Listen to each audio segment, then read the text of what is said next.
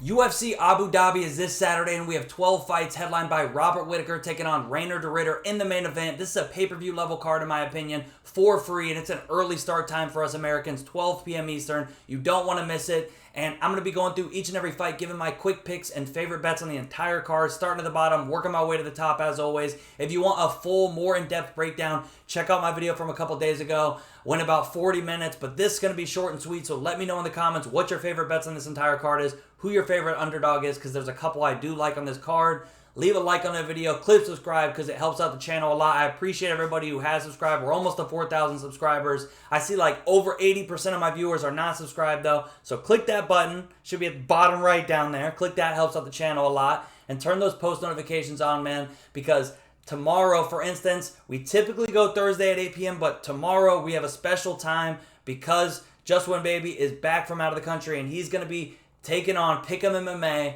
Someone's O's got to go, both undefeated, and they're going to be competing for the Wager Wars Interim Championship. The winner will unify the belts, win MMA Giga Chad, heals up on that groin. So you don't want to miss tomorrow, Friday, 8 p.m. Eastern.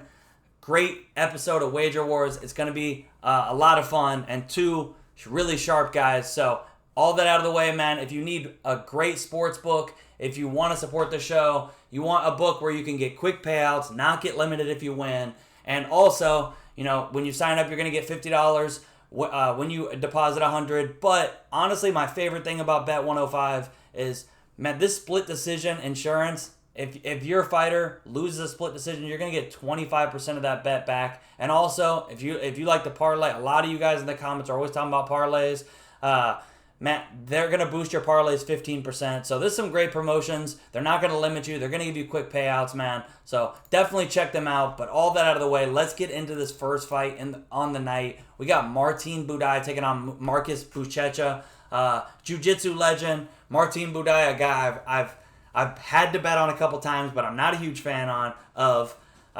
Is he the most entertaining fighter? No. Is he the most talented fighter? No. But he is a big guy. He is pretty well-rounded. And, you know, Buchecha, 35 for heavyweight isn't bad, but, you know, he is green still. Only 6 pro MMA fights. I do think he should win. I do think he should be the favorite. But, you know, I think this is a spot where it could be Buday is just a big, tough, well-rounded guy that could give Buchecha some trouble, man. If Buchecha gets on top of Buday, he's probably cooked. But I'm thinking about betting this plus 550 Buday decision. I mean, even his money line, I'm taking a look at. I'm probably going to end up with some money on Buday, though. I don't know if I'm just going to take the money line or decision, but I'm just watching because the line's only getting better. But plus 250 or plus 550 depending, probably going to have some money there. But we can move on to this next fight. I will stick with my pick of Buchecha, but I just think the line's too wide, man. And I want to root for my fellow jiu-jitsu brother, a legend, but I don't know. Muhammad Yahya taking on Stephen Nguyen. Oh, man, this is one where it's like when I see the number, it's, Stephen Nguyen and Stephen Nguyen's opponent is plus 300. That should be an auto bet, right? But, like, no disrespect. It's just, I just don't think he, in a UFC fight, should ever be this big of a favorite. That being said, man, Muhammad Yahya is, he really is only in the UFC because the UFC wants to build this crowd of local guys to fight in, you know, Dubai, or, you know, the UAE, Dubai, Abu Dhabi, whatever. And he's a hometown guy. They love him. That's the only reason. But he probably does get knocked out here. But, you know, when I look at fading Stephen Nguyen at plus 300, it is tempting. I don't know if I'll do it. I'll probably just watch the line. But if anything, I probably wouldn't get cute. I'd just take the money line and hope Steven finds a way to you know, I mean, this is a guy who just got soundly beat by Jarno Aarons. You know, like, I would not be shocked if he found a way to choke this, but, you know, they're trying to get Yahya a win. They want to get him a win so they can get him a couple more fights out here. Perfect prelim fighter for one of these Abu Dhabi cards, but I'll take Nguyen by knockout, but I honestly might just plug my nose and take a shot there too, man. Moving on, we got Ibo Aslan taking on Billy Alicana. Seems like a lot of people I respect are on Alicana, but for me, it's just like, look, I get it with short notice, but like, I know it was because he was tired. I'm not saying he's not, you know, a tough dude, but after that last performance, man, it's like, I already wasn't the highest on him, but that kind of showed me enough. Like, I don't really care he got one takedown. I watched him straight up quit. And I get it. It's not like he was tired. It is what it is. But he sat in like the fetal position. Y'all want to give Anthony Smith a bunch of shit. His twins fighting in this card. But, I mean, and he's the one that... It's actually Anthony Smith who did this to Billy. But, yeah, I mean, he just sat there and literally pulled on Anthony Smith, and just quit. I mean, and then just a mercy guillotine by Guskov, and I mean, just despicable, honestly, just awful. And then he just insta-taps, like, ugh, dear Lord. But, yeah, it's never Ali Kana, at least anytime soon after watching that. That is actually, it made me vomit, if I'm being honest. Ibo Aslan, he is kind of ass, but he should be able to knock this guy out. That's why they're making this matchup. I mean, Ali Kana's pretty tough, but, I mean, his body is pretty durable. So, I'm not saying he's easy to knock out, but Aslan does hit hard. He probably knocks him out, man. I'll take Aslan by knockout. We move on. Amanda Ribas taking on Tabitha Ricci. I think Ribas wins this. She should win. They're both pretty well-rounded, but her striking is just a lot better. But I'm watching this number, too, and I'm just like, oh, God, I really don't want to do it because she's not dangerous at all. But the decision is like plus 200, and she's like plus 175. You don't want to just test that in MMA, but... I think she could pull off. It's probably going to be, I think, Ribas 29-28. But, you know, I might be forced. If it's like plus 200 on the money line, man, I might just have to take Ricci. And it's going to be a 29-28 decision. So, yeah, I'll take Ribas by decision, though. No bet as of now. Moving on, Damon Blackshear, Damon Blackshear taking on Davy Grant. Yeah, I like the underdog here, man. Look, I get it. Blackshear should be the favorite. I think he should be the favorite. He's the pick. But I think that this line is genuine. I think Blackshear should be like minus 160. So the fact that I'm able to get almost plus 300, this is one I have circled. I will be betting this. I just haven't yet because the line, I could see people throwing Blackshear in more parlays. So I'm going to hope that I get an even better line. But he's sitting at like, I think he was like plus 280 or something like that. So I'm going to just sit back and chill. But Davy Grant, I also was looking at the knockout. It was like something crazy. I don't want to do this. I've already gone a little too long on this video. But what was that knockout prop? Because I might take the knockout, man. The knockout prop was looking pretty. I think it was like, I don't want to talk out of my ass. Grant by knockout, yeah, plus 900 on DraftKings and FanDuel. That might be worth taking a shot. I'm going to bet something on Grant here. Moneyline or KO. Moving on. We got Muslim Salikov taking on Carlos Leal. I'm not as high on Carlos as everybody else. Everybody's like, oh, robbery of the century. I thought it was a 50-50 fight. Hot take.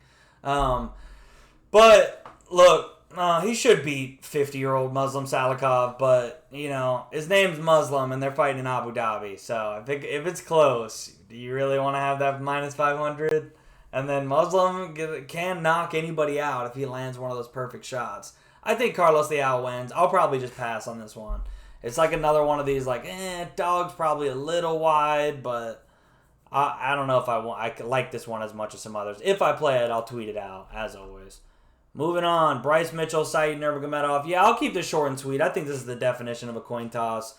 I was thinking about Said like early when I first saw the matchup, but like Bryce is looking like he's making the weight cut really well. If he comes in healthy, he probably will be able to get some takedowns, secure some top control, and you know maybe he finds a sub, maybe he just wins 2 rounds. But yeah, I'll probably just pass on this, man. I'll take Said. I'll stick with my pick of Said, but you know he's like plus 115, and I think it's a 50-50. So oh yeah, I have a tiny bit of value. Like nah, I'm good, man. Maybe I'll kick myself if he goes in there and lands a ninja choke, but I'll just pass, man. We move on. Nikita Krylov taking on Bogdan Guskov. Yeah, I almost bet Guskov right before I started. The last thing I did before I clicked record was make sure I didn't want to make any last-minute bets. And I saw plus 172 on bet on, I can't remember what book it was, but it's like plus 172 on a couple books. And yeah, I might take that, but we'll see.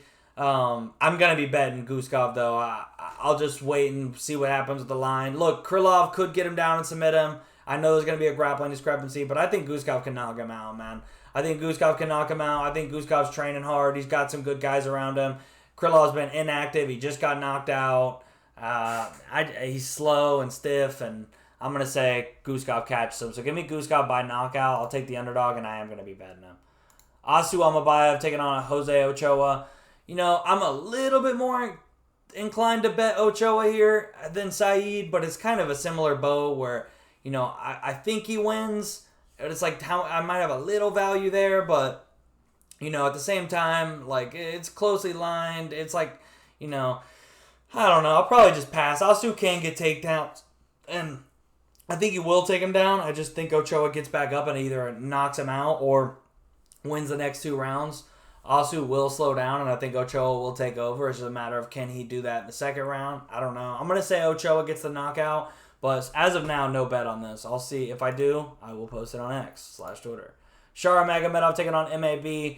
I think Shara gets the win here. I think he probably knocks him out, man. Or he could win a decision, but, you know, do you really want to trust one-eyed friggin' Shara? I mean, he is fighting at home, but he always fights at home. He's coming off a loss to an undersized, 170 or MVP is a lot better than MAB. That sounded ridiculous, but he's also a lot smaller. MAB does have strengths in the clinch where Shara is also good. So this fight's going to be dictated probably in the clinch. I think Shara wins, but I'm not going to lie. Like, I'm like, plus 500. Dear Lord. I think it's like plus 450, but still, it's like, y'all keep forcing me. I don't want to, like, bet or fade Shara, but, like, it might be another fade Shara spot.